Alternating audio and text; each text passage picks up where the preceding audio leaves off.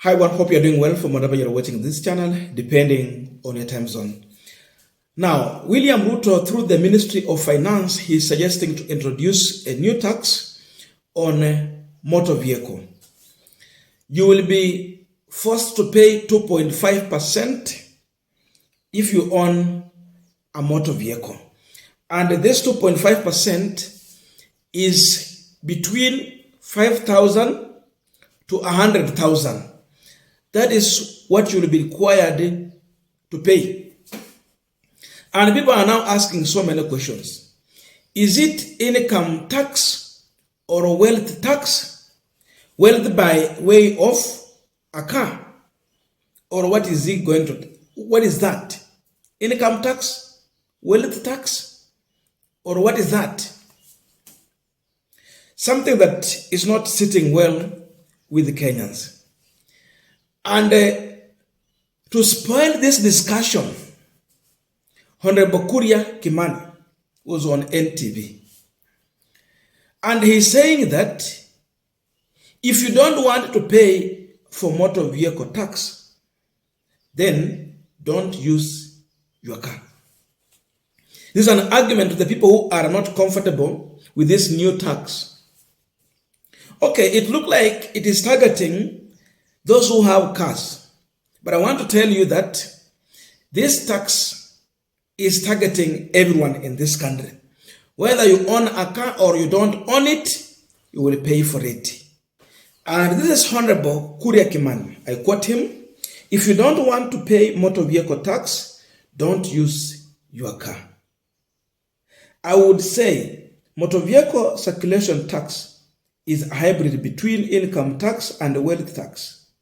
We are saying, fine, I don't want to pay the motor vehicle circulation tax, then don't use the car.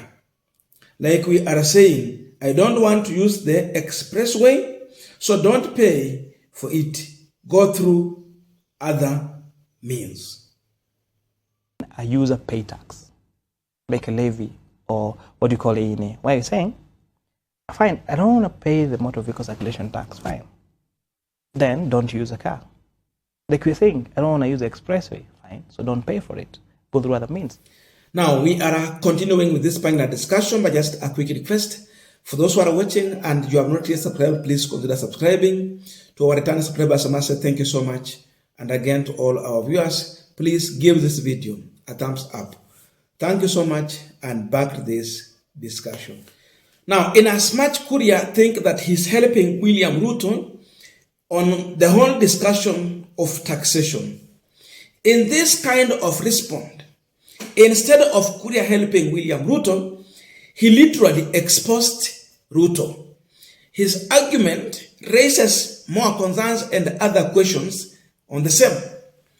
Because now people are arguing, and by the way, there is a wise Kenyan who asked a very, very valid question in response to this issue of kama sitaki kutumia gari basi usitumia gari yako. Someone by the name Nyaga. This is what she's saying.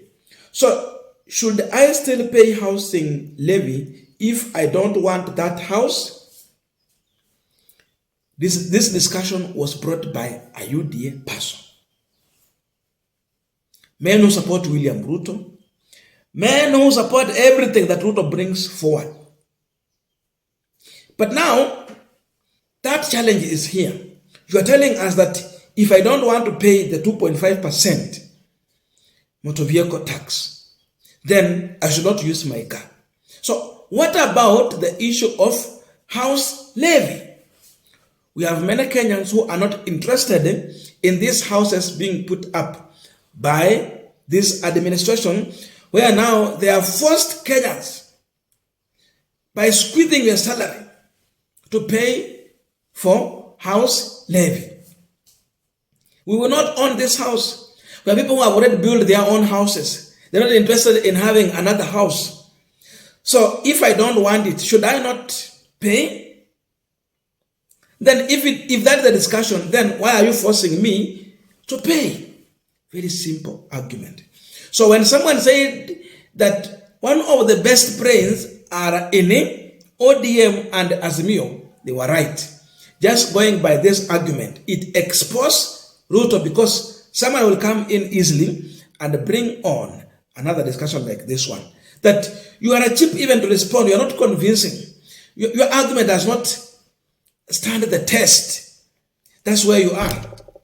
So look in the whole argument here. They cannot even convince by explaining to Kenyans how beneficial this one is to this country and why should we pay for that? What value for this? If it is not tax after tax, in fact, Ruto is adding tax on top of other taxes. When you import your car, you pay for importation tax.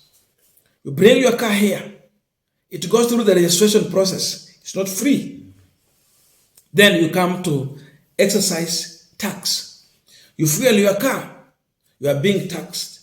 You are taxed for road maintenance. Hii ingine ni ya kazi gani? Na ni ya wapi? Na inakufaidi kivipi?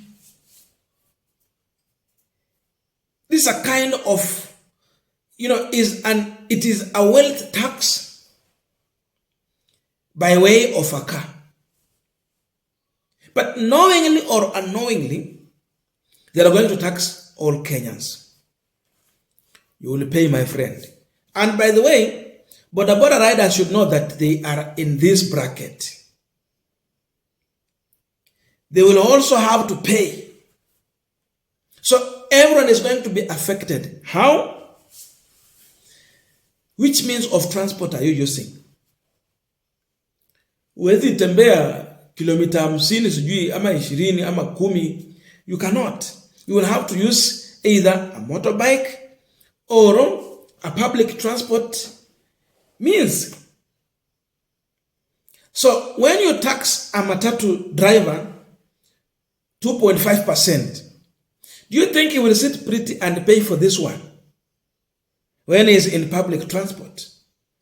That tax is going to be left to those who are using this means of transport, wale watu tunaita passengers.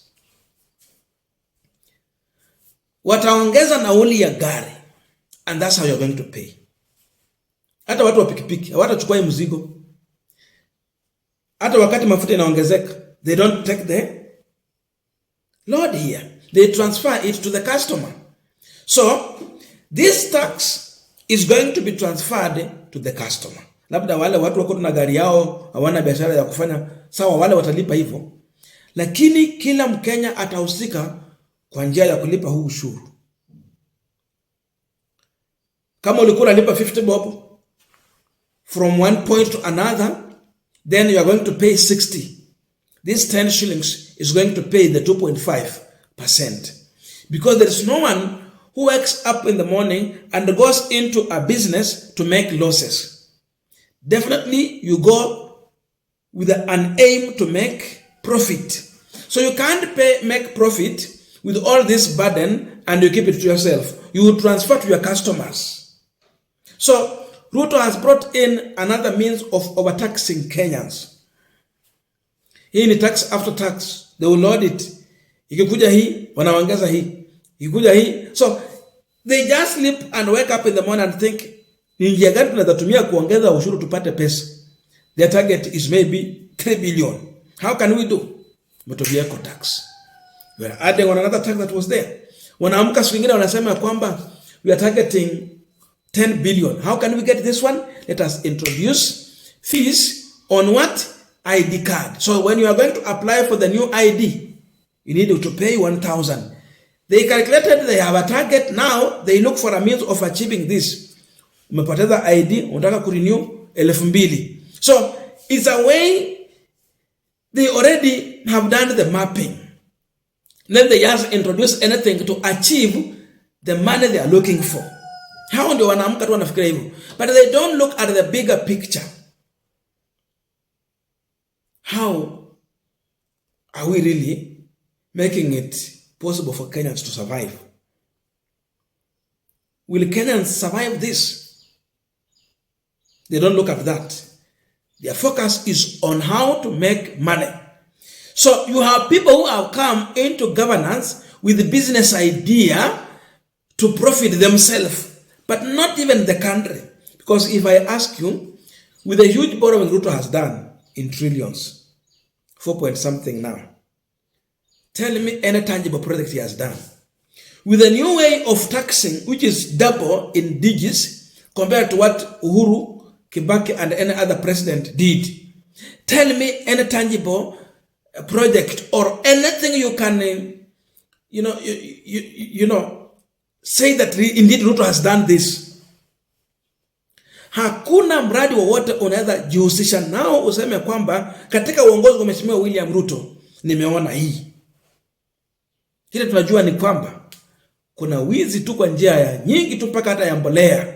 Wanaenda mahali wanapanga tupake rangi kwa mchanga na mchangarawe, tuchanganye na Danki West, alafu tuuzie wa Kenya. Then they make money. And they make enough money to come and bribe those who will come and make noise. We are going to suffer under this administration. So, Kuria cannot even explain this kind of tax. He cannot convince anyone. Instead, he's exposing William Ruto on his greediness to overtax Kenyans. You cannot say that nisitumia gari yangu kwa sababu sitaki kulipa hiyo ushuru, alafu useme lazima ulipe ushuru wa nyumba na sitaki nyumba basi. Basi nisilipe